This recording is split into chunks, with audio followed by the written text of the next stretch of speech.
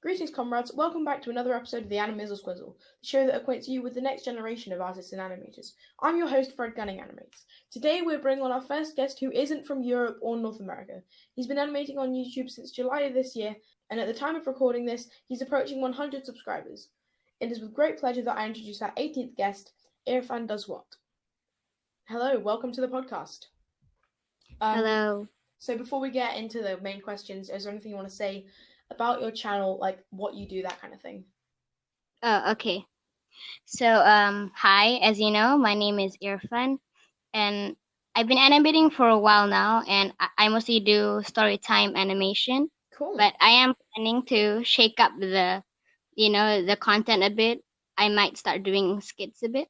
Yeah, I think it's always natural for one, especially, I don't know, I've seen when people do story times, it's like they start off with just plain story times, and then as they like carry on, they see what they enjoy doing and they start to do more of that. So I think it's cool. So what originally got you into art or animation? In like 2017, I've been seeing a lot of Jaden and James, from the other ones out. And I'm like, at first, I just thought I just liked them. But then when I grow older, I just suddenly like really like art and I start drawing comics and even do story time comics. Mm-hmm. So that was kind of what you first saw to do with it. Yeah. I think it's always natural for people to see, because I see a lot of people going, oh, what you saw Jaden and James first? Well, I didn't. I saw this person, so I'm better than you. But it's always just natural to see the bigger people first. Very natural. Like first I thought it isn't gonna be anything. Like I just like their content, but then it slowly starts turning into an interest in art. Yeah, for sure. I'm glad that I did find them. Yeah, same. What were your expectations before starting art and animation? Okay, so this might seem a bit, like I'm a bit weird, but then when I started, I have this hope like I will get a lot of subscribers in a day, and now I'm looking back at it. It is just embarrassing on how I thought that I'm gonna become famous in a short amount of time. Yeah, no, I completely, same thing happened with me, man. I think most people assume that it's really easy until they actually start. I remember getting excited that like, oh, I got 30 subscribers. Maybe tomorrow I might get 100 or blah blah blah.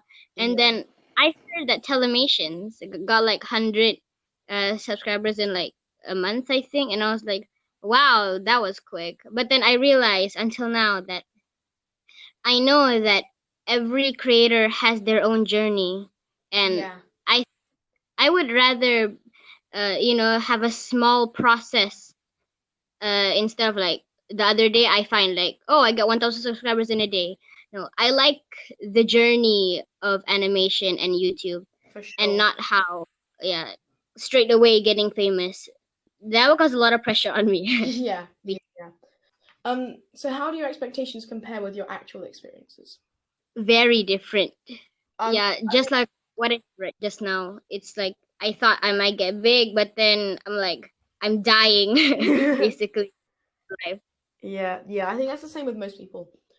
I feel like it's very rare to be like, yes, I'm going to do this and I'm going to get a few subscribers and then it will be a journey and I will do this. I think especially when you first start, you're just excited to do it and you're like, I'm going to blow up in 2 days. Yeah, that is the thing. Okay, I was something else 4 months ago. Yeah, I genuinely feel like I've changed so much since I started, like with my animation style and what I want to do with my animation. And like, it's really weird how different you can think just in a short amount of time. What video that you've made are you most proud of? I think it's my newest video, food, because this one I tried a new frame per second. Like from 12 FPS, I went to 18, and then I think that was better. And in my food video, I would always check for animation mistakes if I missed a couple of frames of shading and background. So that one I feel like that I'm really proud of, and I feel like the animation and lip sync in that one is better than the rest of my videos. Cool. So how come you started on 12 FPS? This is just for me.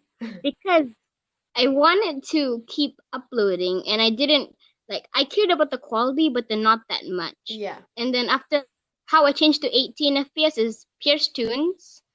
convinced me to do 18 FPS because he said it's one of the standard ones. Yeah. So first I was skeptical because like it's a lot compared to 12 FPS. But then I started to get used to it, and yeah, Yeah. I with the flip. Because I think most people that I know do 24 FPS. That's what I've Yeah, always and done. Just because it's when I did research when I first started animation, everyone was like, oh yeah, 24 FPS is the standard or something. So that's always what I've like gone with. like for me, I was like, I'm trying to go from the low like to the higher up and higher up. Like same goes to art. Like first I went with very simple character, no background, but then I started to like get better, add background, add shading, Yeah. and yeah. So, because also another thing with that, like how you started off simple character, simple background. With me, what I did was I would do the character and then I would add the background. But now what I'm trying to do is make the character interact with the background more, and I think that could be quite interesting. So I think Ooh, it'll be that fun. I haven't tried before. I think I should. Yeah, I think that would be cool. I don't know. I just a random thought that came up in my head. So do you plan on experimenting with other art forms and other types of animation, or even non-animated content? Well, I don't. I feel like animation is the thing that is mostly on my channel. And I don't really feel like changing it or experimenting with other things. Because basically in animation you can do anything. Reaction channel, you can animate your reactions. Skits, you can animate your skits. And gaming, you can just animate your gaming experience. Basically in animation, there's a bunch of variety and types of animation. Yeah. And I enjoy that. Yeah, that's really cool. I never really thought of that, Yes. but yeah, it's true. You can basically do absolutely anything with animation. So can you describe how your art style has changed over time? You mentioned it briefly before, but Oh yes. Oh my god. For my first video, that trash, that thing I made, I don't know what past earphone was thinking. The circles, the heads were so squirrely. The eyes looked so dead inside. The shirts and hair was never the exact same color from the past frames. And it was very bland. My character was never um in the correct shape in most of the frames. But then now, I looked at my videos. So in the My Staycation video, I drew a character, and I felt like that is the perfect character that I've ever made. And then after I made the character, I use that for every frame of the video, and that is my main character that I will be using for the rest of my videos. So then, if I get like a drawing tablet or something, because I haven't got that yet, I don't know if I can draw the same and like a very nice character just like in my staycation video. yeah, although I do think it's because obviously it's a big thing. I feel like with drawing tablets, you don't need them. I feel like that's why digital art is really accessible because you don't need amazing equipment to make amazing art. Like there's people that have done like like MS Paint and a mouse and done incredible art. And like again, Oh yeah, the mouse. yeah, Respect anyone that can draw perfectly with a same mouse. honestly. Seriously, the art kings and queens there. Yeah, and then it's the same thing. People with like like a phone and like a finger can do incredible animations or amazing art and stuff. And I think that's really amazing. Anyone who animates with a phone, I respect, or a tablet, or whatever. Like right now, what I'm using is a phone, and like for me, the thing that is only bad about the phone is that I don't have enough space. I can barely draw standing up characters. Yeah. So that is the downside, but then I can still do like simple and nice animation, so I'm gonna appreciate that. Exactly. Do you have any upcoming projects we should look out for? My next video actually it's gonna be my first skit video, and I don't know what's gonna happen if I change like suddenly from story time to skit. And I don't think it's gonna be as long as my 5-minute story times, but then I just hope that it will get positive feedback, and I try my best for every video to be funny. And then I think this skit video will at least like bring a little laugh. I don't know. Well, I mean, there's something out there for everyone. So like, I'm sure if you make a content that maybe some people don't find very entertaining, there's bound to be other people that do. Like, Yeah. I mean, think about it. There's loads of big celebrities that people are like, oh yeah, they're amazing, but not everyone enjoys them. And so I feel like no Yeah. matter what, there's going to be someone that enjoys your content. And also, if you put effort into Yes. it, then it will show, you know? Mm-hmm. Um, Thank you for everyone watching my videos. yeah. Do you plan to pursue a career in art or animation? Yes. Actually, my dream right now is to become a YouTube animator.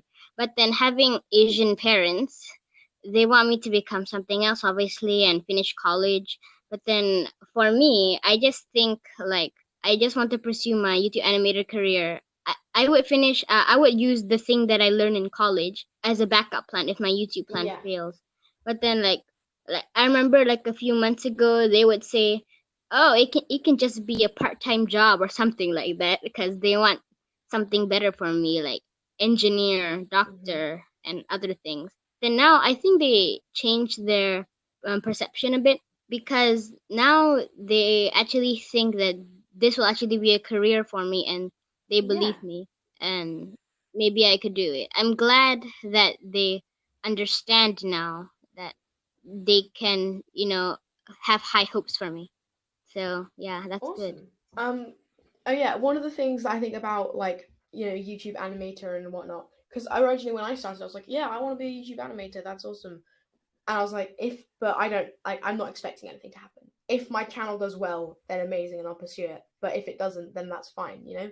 But now that I've animated more and more, I'm like, actually, any job in animation for me would be amazing. So I feel like, Yeah, animation's a really good yeah, thing. I honestly feel like, like, if I could be a YouTube animator, awesome. If I could be a studio animator, awesome. Freelance animator, awesome. Also, being a YouTube animator can contribute to so many other things. Like especially like a storytime animator or whatever. It's real. You gain loads of skills because you have to be able to write a script, you have to be able to record, you have to be able to act, you have to be able to Hmm. animate, you have to be able to plan out projects. So I feel like it's Yeah, really amazing. just one you can like get a lot of skills just from one job, and I just adore that Yeah.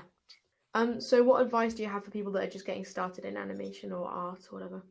Okay, so my advice is to not have that high expectations because just like me and other animators, we actually had some too high expectations until we felt down and demotivated.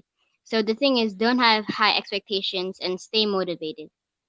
I know that animation is a stressful job, obviously, because you draw a lot just to get 1 second, and you might not start good, but then if you keep practicing and improving quality, then you will get For better. sure, yeah.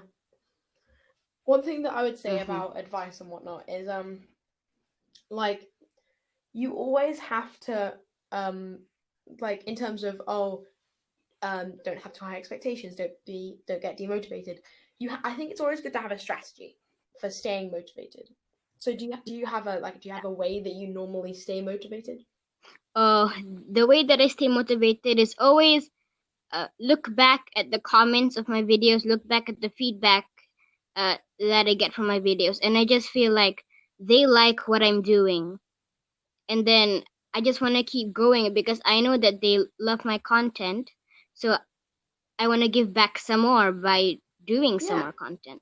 I think that's a really good way of doing it. See, for me, I feel like lots of the time when I'm making a video, I haven't actually made a proper video in a long time. I need to really get going again because I've been focusing on more on my actual animation than story times. I've been focusing on improving my animation. But I think one thing you got to do is there's like an app that I found. It's like 20 minutes. Like it has 20 minutes and then a 5 minute break, and then 20 minutes and then a 5 minute break, and it has a timer. So you can have it in the Oh background, and then yeah. after you've done 20 minutes, you can break from it. But like, even if you just say, okay, I'm not feeling motivated, I don't want to do it, I'll do 5 minutes, and then hopefully I'll be motivated again. But if I'm not motivated again, that's fine because I've done 5 minutes extra work than I would have done. Oh yeah. Because like for me, normally okay, so I actually have an animation schedule. Before this, I used to do 30 seconds a day, and then 20 seconds a day, and then now after all the improvement, 10 seconds a day. And then even though 10 seconds a day is very little, but it's a way that I won't get stressed out by Yeah. doing what I love. I think 10 seconds a day is a great amount, to be honest. Like, if you don't do animation, Yeah. it seems like it's really small. Sometimes my friend like would say like 10 seconds a day. That would take 1 week for you just to do 1 single minute. And then I'm like, hello, have you ever tried this before? Huh? I'm making 5 minute animations here. Yeah, for sure. Yeah, like because I've been doing proper frame by frame animation recently because I'm just trying to improve with that and like walk cycles and stuff, and it's like Yeah. 24 FPS, and if I do 10 seconds a day, that means I have to do what? Actually, I'm going to search this up. What's 24? Wait, 24 times? Yeah, I have to do 240 drawings to get 10 seconds done. Oh. And it's like that's insane. That's a lot of drawings. Yeah, So I know. I think 10 seconds a day is actually a really If you good time. Yeah. If you say it that way to other people who don't understand animation, then they would just straight away get it on all the hard work they've been putting onto this art. Yeah. I see a lot of people like, oh, well, their animations are really bad. They probably put no effort in. And it's like, even if you make a bad animation, you have to put in loads of effort anyway. Like, it's crazy how much time and effort goes into animating, even if you're just making I it mean, like a trashy. Like, I've made bad animations before, but they're still, still take time. Like, I take 2 weeks I to came up make a minute-long video. Oh So, yeah, because like the animation's a very hard job, and when someone just like insults it or just say, "Oh my God, you put no effort. Why can't you just animate like Jaden animations or something yeah. like that?" And then I get offended. Do you know who you're speaking? I'm still studying, and she have all of her time to Yeah. herself. Okay, it's just kind of it's just Yeah, I irritating completely get sometimes. that. Well, thank you for being on the show. It's been a pleasure. See you later, my ear fans, and go eat some chips.